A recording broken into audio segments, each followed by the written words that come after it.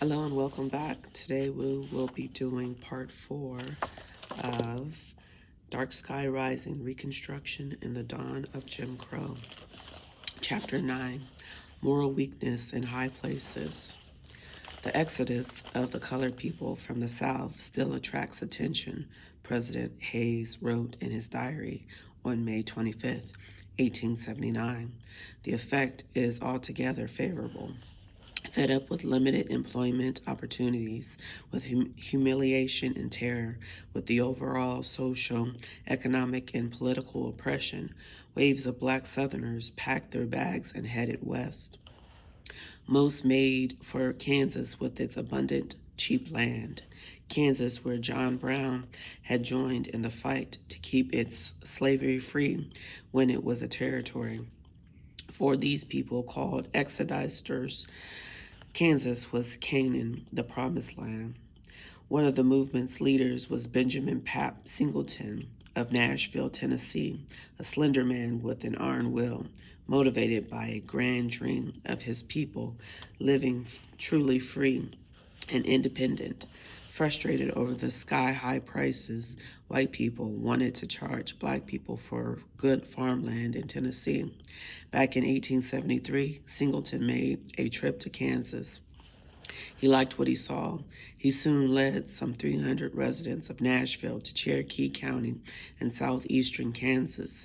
There, in 1877, he established Singleton's Colony, Old Pap, as he liked to be called, a man said to have full, quick eyes and a general expression of honesty, courage, and modesty. Passionately promoted moving to the sunny Kansas. He did this through speeches at immigration rallies where people sang songs such as The Land That Gives Birth to Freedom, and through a lot of print advertising. In Kansas, there was abundant room for all good citizens, said one flyer, but no room for loafers. Hundreds more black people from Tennessee and Kentucky took a chance on sunny Kansas, and 5 years after Singleton's colony was settled, there were two more black settlements. One was Dunlap in eastern Kansas, Nesho Valley. By the end of 1878, 200 families had purchased 7,500 acres of public land and built homes, a school, and 2 churches. The other colony was Nicodemus in northwestern Kansas. Nicodemus was not so hardy in 1878, but soon would build up. Singleton would later claim that he personally recruited a little under 7,500 black people to Kansas. His reach was far greater. However, thanks to reports of black success in Kansas and his flyers that blanketed the southern states in the spring of 1879, what would have been a trickle became a flood. Thousands and thousands of black people left Louisiana, Mississippi, and other southern states.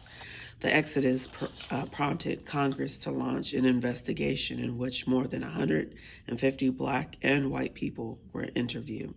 In the spring of 1879, stated an 1880 Senate report, thousands of colored people unable longer to endure the intolerable hardships, injustice, and suffering inflicted upon them by a class of Democrats in the South had in utter disrepair fled panic-stricken from their homes and sought protection among strangers in a strange land.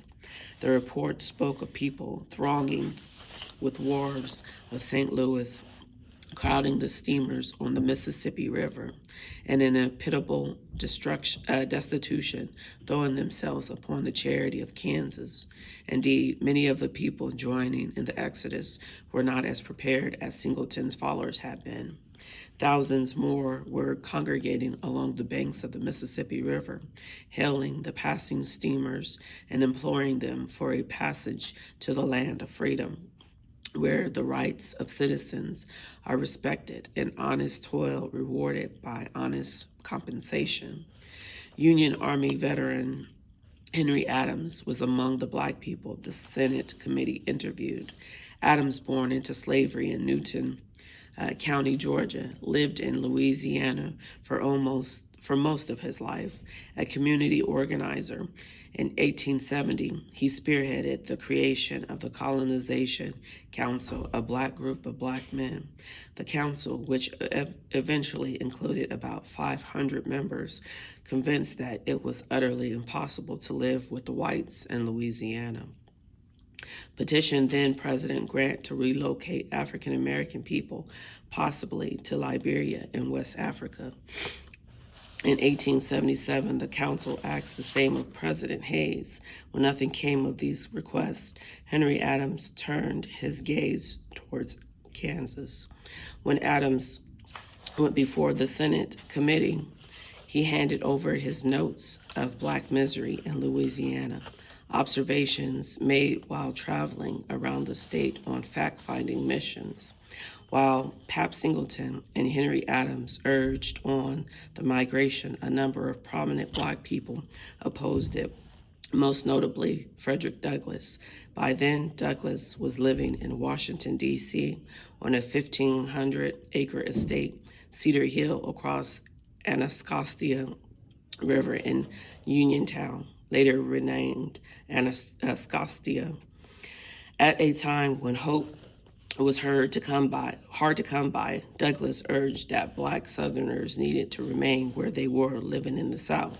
In a paper he submitted to the September 1879 convention in Saratoga Springs, New York, Douglass said, "Not only is the South the best locality for the Negro on the ground of his political powers and possibilities, but it is best for him as a field of labor. He is there as he is nowhere else, in absolute necessity." Another esteemed black person who opposed the migration of exodusters was a man also born into slavery, Blanche K. Bruce, then a U.S. Senator for Mississippi, whose wealth included a 640-acre plantation in Fortenville, Mississippi. Bruce bristled at how haphazard the exodus had become. It sprung, he said, out of a passion rather than a performance, a passion pursued impulsively and thoughtlessly, depending upon the luck and charity rather than preparation. Despite the warnings, African Americans continued to go west.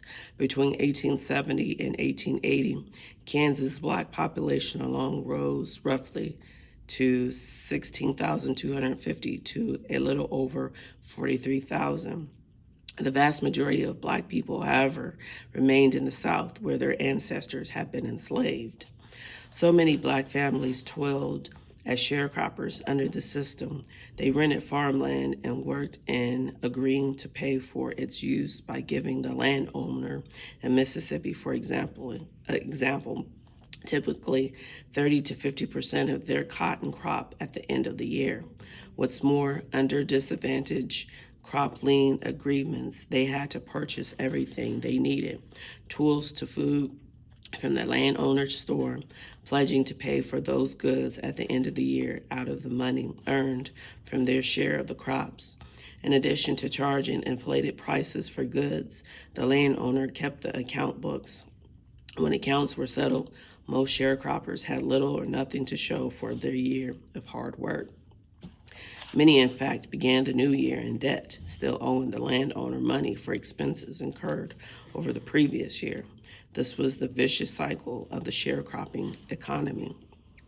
Year to year, sharecropping meant children not attending school because their labor was needed in the fields. It meant contending with a wide range of health risks and even hunger.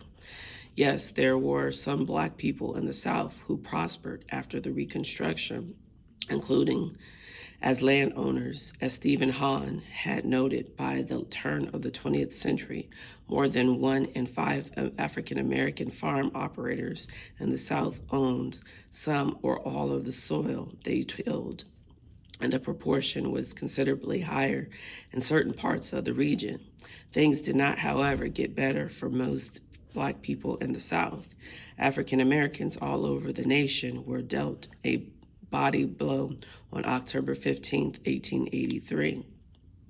when the U.S. Supreme Court struck down the Civil Rights Act of 1875. In an 8-1 decision, it held that Congress could not stop, say, a hotel or a restaurant from discriminating against someone for refusing them a room or a seat at a lunch counter.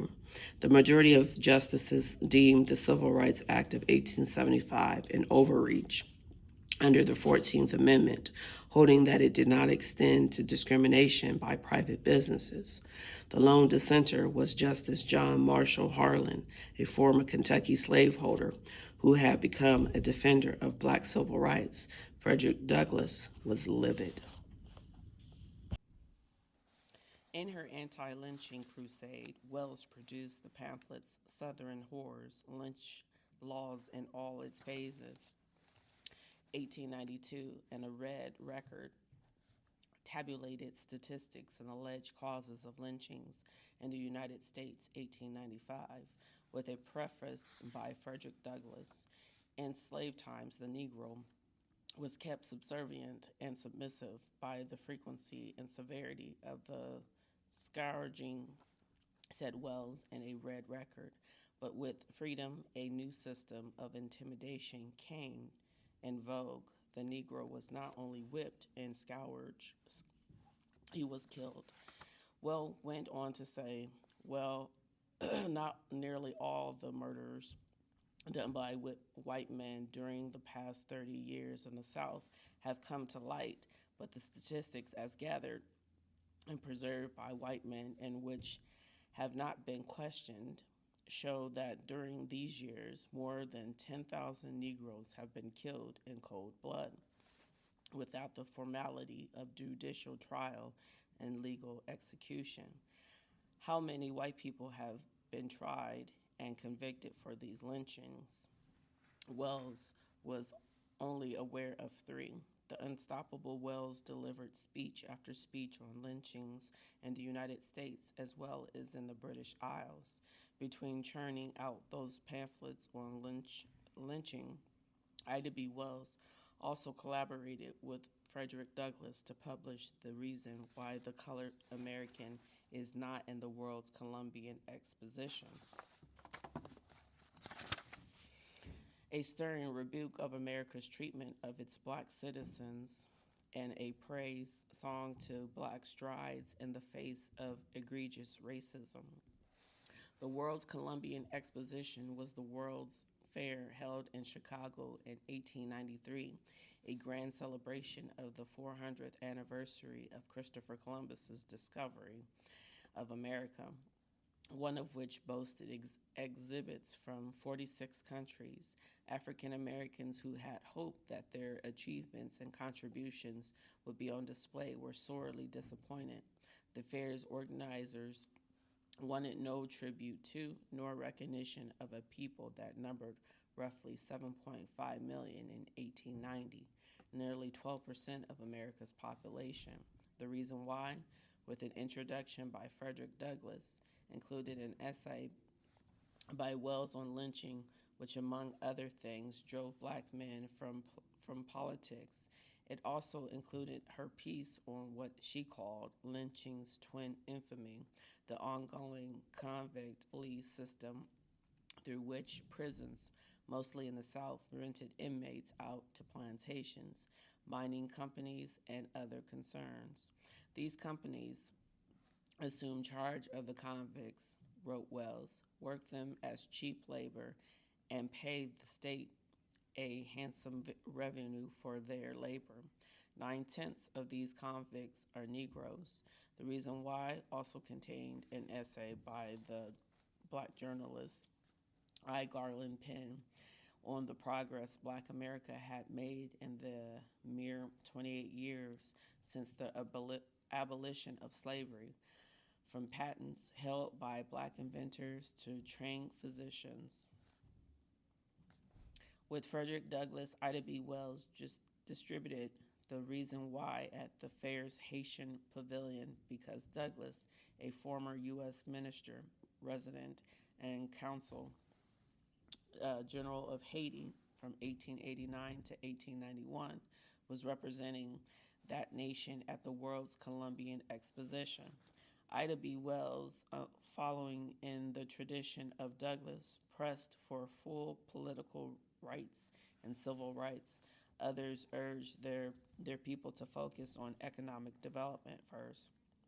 Chief among them was a man who became known as the Wizard of Tuskegee, Booker T. Washington, who rose up from slavery to command the great Tuskegee Institute, now university, a vocational and teacher training school founded in Tuskegee, Alabama in 1881. Washington became a sensation in 1895 after a speech he delivered before a mostly white crowd on opening day of another fair, the Cotton States, an international exposition in Atlanta, Georgia. There on Wednesday, September 18th, 1895, 7 months after Frederick Douglass died, Washington advanced his philosophy that black people, the majority of whom still lived in the South, would do best to cast down your bucket where you are, that is, remain where they were and take advantage of opportunities at hand to acquire skills, money, property, and other tangible assets. Cast down your bucket in agriculture, mechanics, in commerce, in domestic service, and in the professions. Washington argued that no people can prosper till it learns that there is much dignity in tilling a field as in writing a poem. It is at the bottom of life we must begin and not at the top. At the same time, Washington advised against protesting the prevailing social and political order. He held that in all things that are purely social, black people and white people can be as separate as the fingers, yet one as the hand in all things essential to mutual progress, that is, economic growth. Washington asserted that the wisest among my race understand that the agitation of questions of social equality is the extremist folly. Political equality would come in time, he maintained, once black people proved themselves hardworking, independent, upstanding members of their communities. The speech, widely praised throughout the South, would be known as the Atlanta Compromise. Booker T. Washington quickly gained the administration and trust powerful white philanthropists, including Andrew Carnegie and other industrialist people, who in turn made substantial contributions to his school. Roughly 8 months after Booker T. Washington's speech in Atlanta, the U.S. Supreme Court handed down another ruling that devastated African Americans. The case stemmed from Louisiana's 1890 Separate Car Act, which required railroad companies to create equal but separate accommodations for the white and colored races. Those who sat in the wrong car would be fined $25 or jailed up to 20 days. A group of black citizens in New Orleans, many of them with mixed race backgrounds, the Comté des Citoyens, a committee of citizens, decided to challenge the Separate Car Act by having one of its members break the law. That member was Homer Adolphe Plessy, a shoemaker who lived in the Treme section of the city. On June 7, 1892, 32-year-old Homer Plessy, who was 1/8 black, boarded an East Louisiana Railroad train bound for Covington. With his first-class ticket, Plessy, who could pass for white, took a seat in the whites-only railway car. When the conductor asked him if he was colored, Mr. Plessy replied in the affirmative. When told to leave the whites-only car, he refused. Plessy was eventually removed from the train and jailed, then quickly bailed out by his fellow committee members. Everything had gone as planned. The committee had alerted the railroad of Plessy's intent to ride in a whites-only car. It had even hired the detective who arrested Homer Plessy. His case came before Judge John Ferguson of the District Court of Orleans Parish in November 1892, with the judge ruling against him. The Louisiana Supreme Court upheld the ruling weeks later. Plessy's attorney appealed to the U.S. Supreme Court. On May 18, 1896, the court handed down its decision. It upheld Louisiana's Separate Car Act, thereby upholding racial segregation, reinforcing Jim Crow law. Jim Crow derived from a grotesque character popularized by white entertainer Thomas Dermoff. Daddy Rice in the 1830s, with blackened face and donning tattered clothing. Rice posed as a bumbling fool of a black man. Jim Crow on a song and dance acts.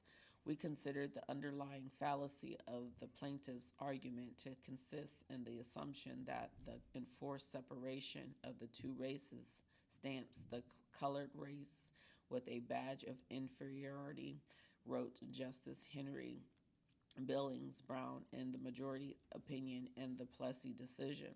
If this be so, it is not by reason of anything found in the act, but solely because the colored races chooses to put that construction upon it. Our Constitution is colorblind and neither knows nor tolerates classes among citizens, said the lone dissenter. Just as when Supreme Court struck down the Civil Rights Act of 1875, that dissenter was Justice John Marshall Harlan. In my opinion, the judgment this day rendered will in time prove to be quite as pernicious as the decision made by the tribunal in the Dred Scott case, said Harlan. He foresaw that the Plessy decision will not only stimulate aggressions more or less brutal and irritating upon the admitted rights of colored citizens, but will encourage the belief that it is possible by means of state enactment to defeat the intent, the purposes of the 13th, 14th, and 15th Amendment. Separate schools, parks, libraries, hospitals, hotels, restaurants, restrooms, water fountains, waiting rooms, cemeteries. Separate entrances to theaters, courthouses, and other buildings. Separate seating on trolley cars. The U.S. Supreme Court held that there was nothing unconstitutional about racially separate but equal facilities. However, in reality, under Jim Crow, facilities for black people were rarely equal to those of white people.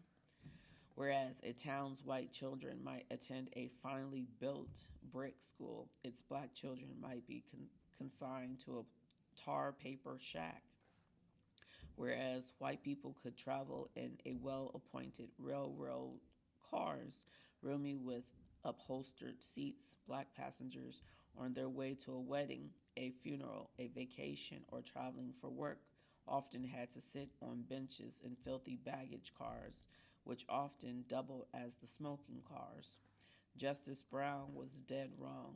Jim Crow most definitely tried to stamp a badge of inferiority permanently on black people despite all the progress they had made since the end of slavery. It crawled, gouged, hammered at their self-esteem. It cut away at their dignity. At the same time, it reinforced the absurd notion that white people were superior to black people. Jim Crow had millions of African Americans join Ida B. Wells' lament, "Oh God, is there no redress, no peace, no justice in the land for us?" Chapter 10. Mighty Current. We feel it as we felt the furious attempt years ago to force the accursed system of slavery upon the soil of Kansas, said Frederick Douglass in a speech at a protest rally in Washington, D.C., a week after the court's decision. It was a grievous, said Douglass, as the 1820 Missouri Compromise, the 1850 Fugitive Slave Act, the 1857 Dred Scott decision, the striking down of the Civil Rights Act of 1875 was charged, Douglass. Yet one more shocking development of that moral weakness in high places which has attended the conflict between the spirit of liberty and the spirit of slavery from the beginning. In the 1880s, black men continued to vote and continued to serve as office holders, generally in places where black people were in the majority. In 1889, for example, Savannah native John H. DeVoe was made a collector of customs. On the national level, there were still some black men in Congress. Robert Small's last term in the House representing South Carolina ended in 1887, and three black men, Henry Plummer, Cheatham, John Mercer Langston, and Thomas Ezekiel Butler, were elected to the 51st Congress in 1889. But things were not getting better. They became worse when Mississippi held a convention to draft a new state constitution in the summer of 1890. "We came here to exclude the Negro," said the convention's president, S.S. Calhoun, a colonel in the Confederate Army and a future Mississippi Supreme Court justice. Calhoun was talking about going around with the intent of the 15th Amendment about suppressing the black vote in a state where black people were nearly 60% of the population. For one, Mississippi's new constitution called for a would-be voter to pay an annual tax in order to vote. This poll tax of $2 was hardly insignificant at the time, especially given that so many people in Mississippi lived in poverty. Added to the burden of a poll tax, Mississippi's new constitution required that in order for a man to register to vote, he had to pass a literacy test. He had to read a passage of the state constitution and explain it, and the registrar could test a black man with a complicated passage while going easy on a white man with a simple line or two. After Mississippi instituted the poll tax and literacy test in 1890, fewer than 9,000 of the 147,000 voting age African Americans would be registered to vote by 1892. Other southern states followed Mississippi's lead, with some lawmakers experimenting with what was known as the grandfather clause. People could be exempted from the tough new voting requirements if their grandfathers had been able to vote before the Civil War. By 1910, through the legislation or through the constitutions, all former Confederate states had effectively disenfranchised their black citizens. And in suppressing the black vote with the poll tax, states hurt poor white people too. Shameless moral weakness was evident in both high and low places with the rise of the terrorist tactic of lynching black people. This mob murderers included hanging people from trees, shooting them in cold blood, and burning them at the stake. Most of the victims were black men and boys, many falsely accused of raping white women. Others were lynched because they had the audacity to hold their ground. That's what's happened in March 1892 to three men connected to the People's Grocery in the Curve, a largely black neighborhood on the outskirts of Memphis, Tennessee. The men were Calvin McDowell, manager, William Stewart, a clerk, and the president of the firm that owned the People's Grocery, Thomas Moss. W.H. Barrett, a white grocer in the Curve, resented the People's Grocery's success. He went gunning for the store after a black-white brawl in the Curve in which he participated. The next day, with a police officer in tow, Barrett went to the black grocery store in search of William Stewart, whom he claimed had attacked him the previous evening with that brawl. Barrett ended with knocking Calvin McDowell to the floor with his gun. McDowell got hold of the gun and fired, but didn't hit Barrett or the police officer. McDowell wound up in jail until the following day and faced a fine. But Barrett took the altercation as an opportunity to create a legal trouble for his commercial rivals. Mia Bay wrote in her book To Tell the Truth Freely, The Life of Ida B. Wells. Thanks to Barrett, a grand jury indicted the owners of the People's Groceries for maintaining a public nuisance. The situation deteriorated after Barrett put out a rumor that white people were going to launch an attack on the black grocery store. The People's Grocery hired armed guards who, in a moment of confusion, fired on a group of white men who turned out to be deputies, 3 of whom were wounded. Along with several other black men, McDowell, Stewart, and Moss, who apparently wasn't even on the scene during the shooting, were arrested. Then came a rumor of an impending black uprising. Then came an actual white attack on the People's Grocery. In the wee hours of the morning on March 9th, 1892, a white mob snatched McDowell, Stewart, and Moss from jail. They wound up in a desolate field just north of the city's limit. We read To Tell the Truth Freely. There they were lined up for execution at gunpoint. After Moss was dead, at some point the mob gouged out his eyes, wrote Bay, before leaving all 3 men stretched out on the ground, partially covered with some brush.